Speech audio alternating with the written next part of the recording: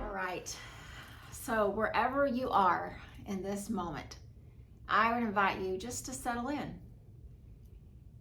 I think that's always the first step to arriving to our meditation time, is we need to settle.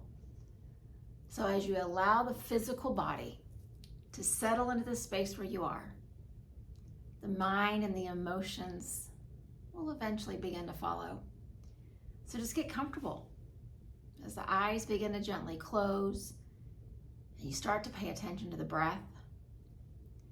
All those other distractions will become less. All because we choose to settle right here in this spot, right here in this moment. So just start to breathe at a nice, even, balanced pace. And just honor the fact you've shown up. You've shown up for these few minutes to remind yourself of the power of the present moment. And then as this breath finishes out with its exhale, you'll come into the next moment and you'll honor that one as well. And then all of a sudden you have this beautiful ebb and flow of breathing into one moment, allowing it to pass, and breathing into the one that follows. We don't rush the breath, we don't hurry it. We savor every bit of nourishment it gives us. We honor the release that it provides. And then we do it again. What a beautiful way to spend our time. Breathing in, breathing out, being.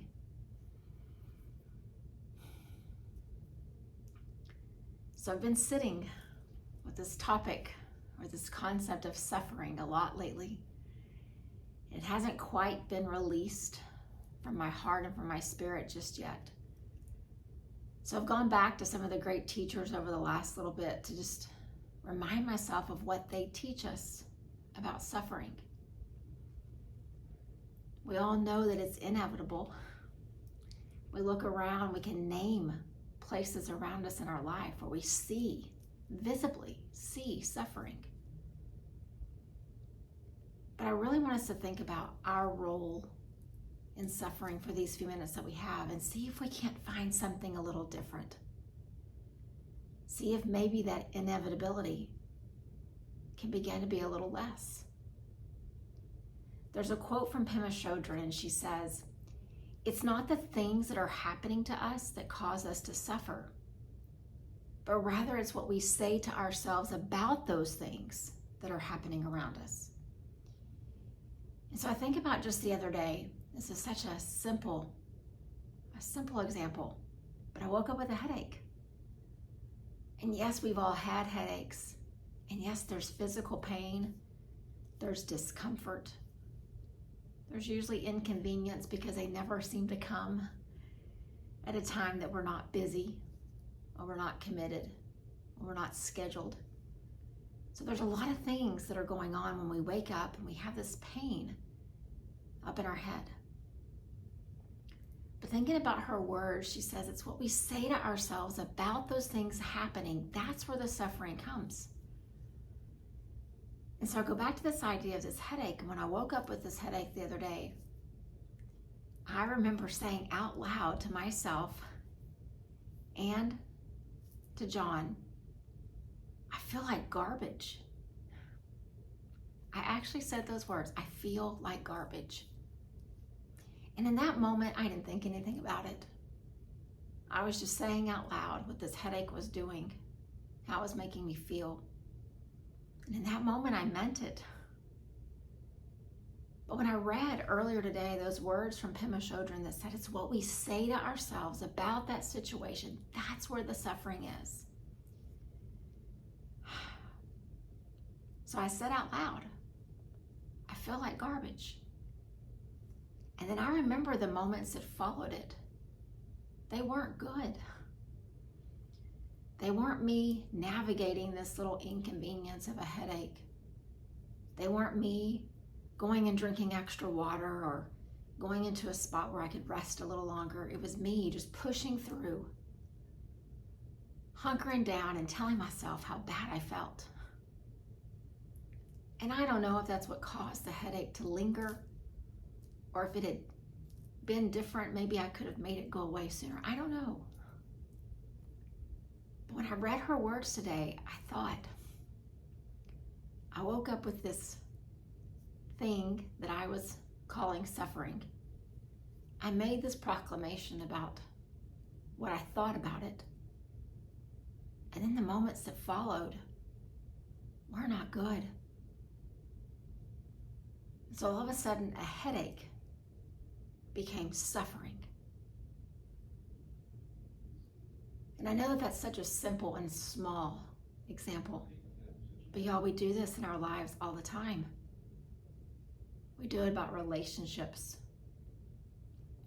We ascribe meaning to them when they're not going very well. We say things about them. We tell ourselves something about them. We do it about a loss of a job, about a loss of a friend or a loss of a loved one. We do it about all the things that happen around us every day.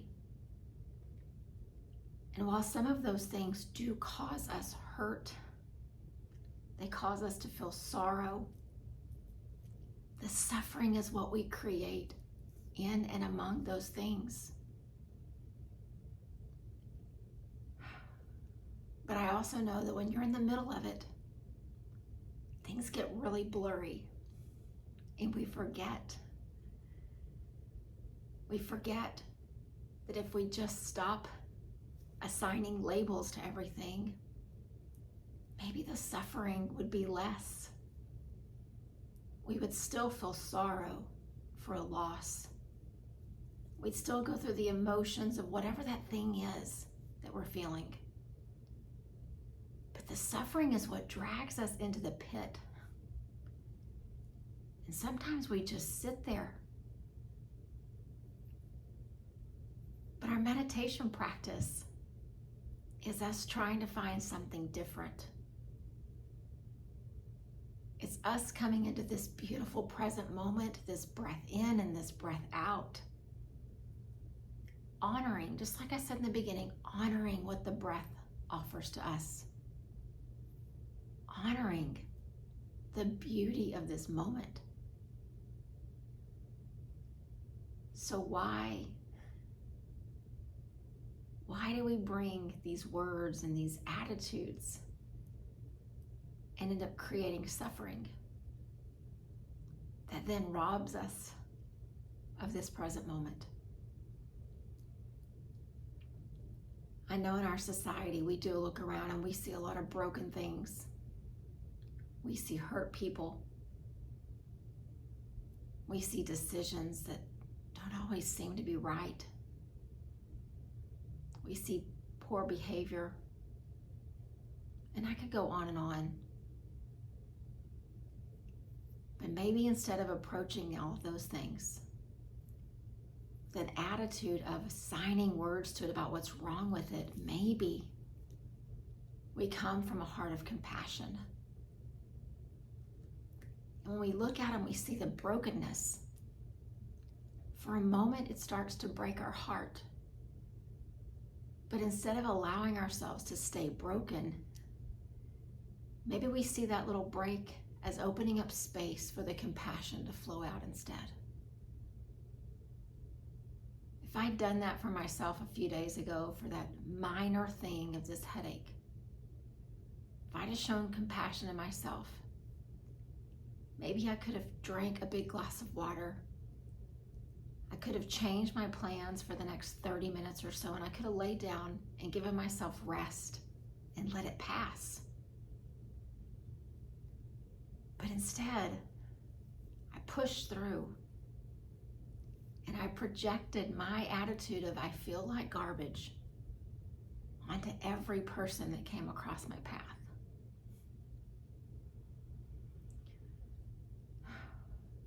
I give you that example to say that every day is a part of this path this walk, this journey.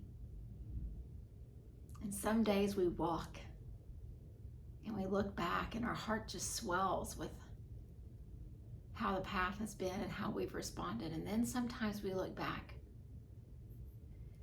and there's a little shame, some disappointment, a little frustration with ourselves. But then we start again. We start again. And with that breath in, that inhale, this present moment comes and we start again. And we choose differently the next time. So as we sit for these next few minutes, I would ask each of us, what is the thing? What's the thing that you would say is your suffering right now? What's the situation that's causing you pain and discomfort? It could be big and scary. It could be something as minor and inconvenient as my headache was. It could be somewhere in the middle. But what I'd ask us to do is, as we sit for these few minutes of quiet, just be open to letting yourself discover, what words have you attached to that, assigned to it? And could you replace some of those words, some of those attitudes with a heart of compassion? Looking upon it with compassionate eyes, giving yourself the compassion as you navigate it. The same way, if I had given myself a big glass of water and 30 minutes of flexibility in my schedule, my day could have gone so differently. What do you need to give yourself? Let that be what is revealed in these few minutes of quiet. The situation is still the situation. The headache is still the headache.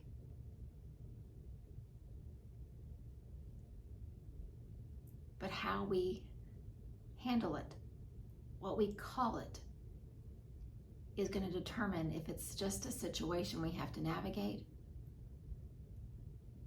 or if it really is suffering that on some level we're contributing to. So let's breathe in a few times together and breathe out and find our way in just some moments of quiet and see what's revealed for each of us. So take a long, slow, deep breath in. Oh, feel the power of that inhale. And then gently let it go. And feel the gift of the exhale. And take a slow breath in. And let it go. Breathing in once more together. And as we breathe out, let's just sit and be.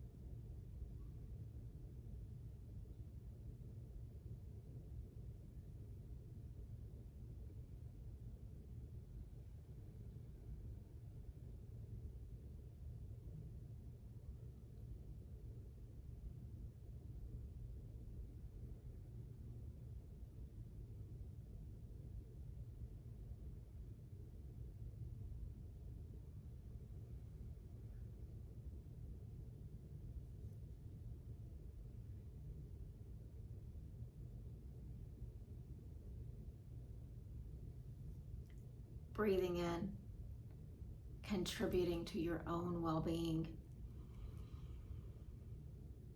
Breathing out, letting go, whatever those things are, those words, those attitudes.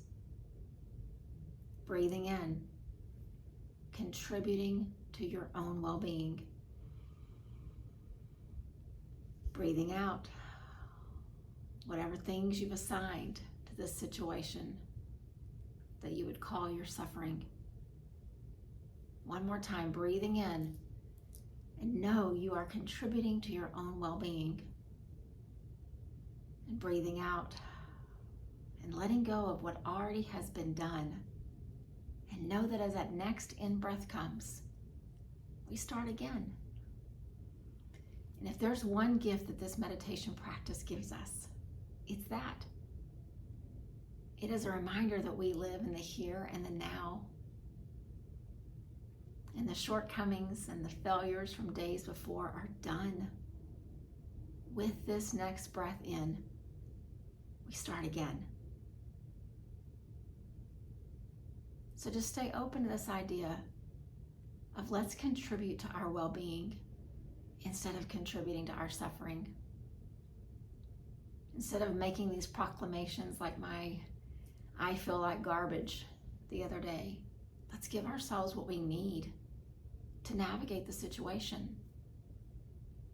What's your metaphorical glass of water or your metaphorical 30 minutes of just pausing in your schedule and giving yourself some space to rest?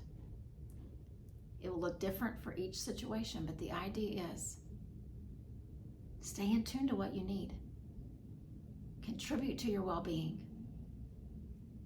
And let's not contribute to the suffering anymore. Namaste.